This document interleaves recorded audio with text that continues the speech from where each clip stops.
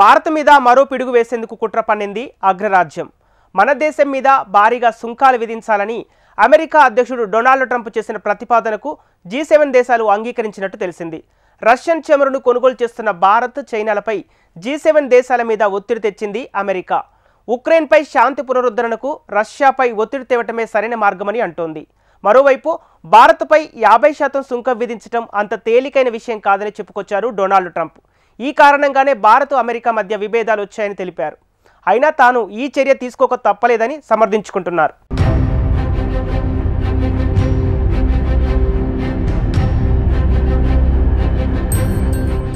మోకాలికి బట్టతలకు ముడిపెట్టడం ఎలాగో ట్రంప్ను చూసి నేర్చుకోవాలి.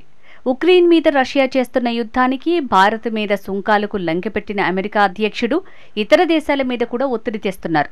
రష్యా నుంచి చమురు కొనుగోలు చేస్తోందనే సాకుతో మన దేశం మీద ఇప్పటికే 50% సుంకాల భారం మోపిన అమెరికా ఇతర దేశాలు కూడా ఇదే మార్గం అనుసరించాలని సూచిస్తోంది. ఇందులో భాగంగా తాజాగా గ్రూప్ ఆఫ్ 7 G7 దేశాల మీద కూడా ఒత్తిడి తెచ్చింది. ఉక్రెయిన్లో శాంతి నెలకొల్పేందుకు రష్యాపై ఒత్తిడి తేవటమే సరైన మార్గమని అమెరికా భావిస్తోంది. అందులో భాగంగా ఆ దేశం నుంచి చమురు కొనుగోలు చేస్తున్న దేశాలను లక్ష్యంగా చేసుకోవాలని చూస్తోంది. ఈ క్రమంలో EU, G7 దేశాలు భారత్, చైనాలపై సుంకాలు విధించాలని అమెరికా అధ్యక్షుడు డొనాల్డ్ ట్రంప్ ప్రతిపాదనలు చేశారు. ఈ రెండు దేశాలను ఉక్రెయిన్లో మాస్కో యుద్ధ ప్రయత్నాలకు కీలక సహాయకులుగా చేర్చారు.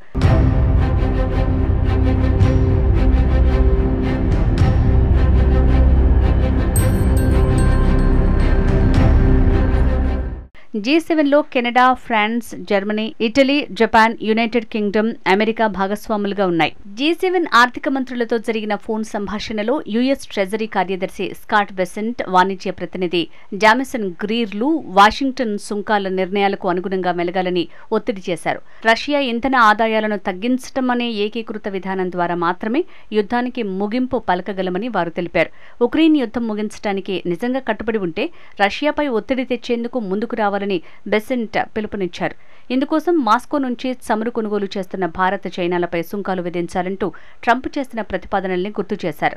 పుతిన్ యుద్ధ యంత్రాంగానికి నిధులు సమకూర్చే ఆదాయాలను మూలం నుంచే తగ్గించే ఏకీకృత ప్రయత్నంలో భాగంగానే మేము ఆయా దేశాలపై ఆర్థిక ఒత్తిడిని తెస్తున్నామన్నారు. ఇప్పటికే భారత దిగుమతులపై అమెరికా భారీ సుంకాలు విధించిన విషయాన్ని అక్కడ ప్రస్తావించారు. ఈ క్లిష్ట సమయంలో అమెరికాతో కలిసి ఈ దేశాలు కూడా నిర్ణయాత్మక చర్యలు చేపడతాయని ఆశిస్తున్నామని పేర్కొన్నారు.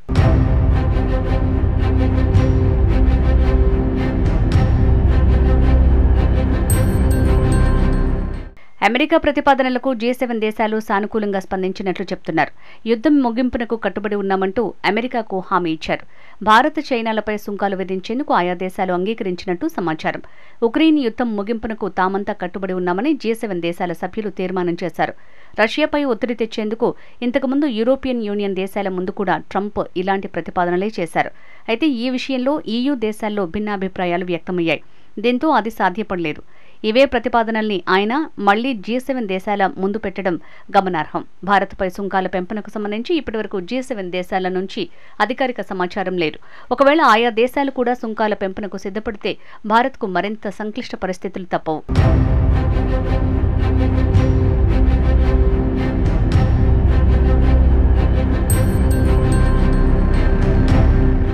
ఇదిలా ఉంటే భారత్పై సుంకాల విషయమై అమెరికా అధ్యక్షుడు డొనాల్డ్ ట్రంప్ మరోసారి కీలక వ్యాఖ్యలు చేశారు.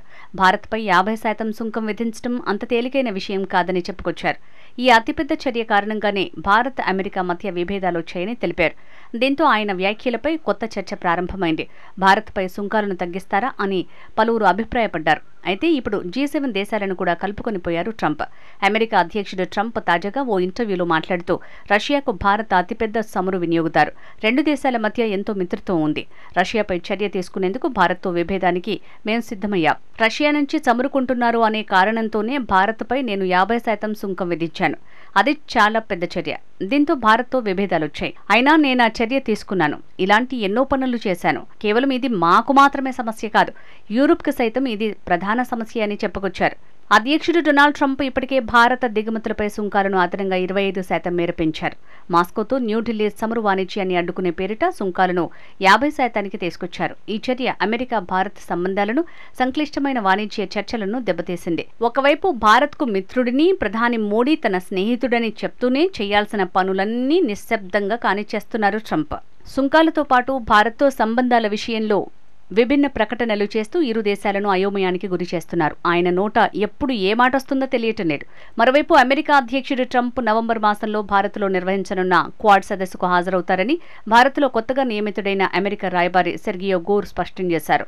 భారత్ను అమెరికాకు చేరువ చేయడంతో పాటు చైనాకు దూరం చేయటమే లక్ష్యమని ఆయన చెప్పారు. ప్రస్తుతం అమెరికా, భారత్ మధ్య నెలకొన్న తాత్కాలిక అడ్డంకులు త్వరలోనే తొలగిపోతాయని ఆశాభావం వ్యక్తం చేశారు. సమస్యలు పరిష్కరించే దిశగా ప్రయత్నాలు జరుగుతున్నాయని తెలిపారు.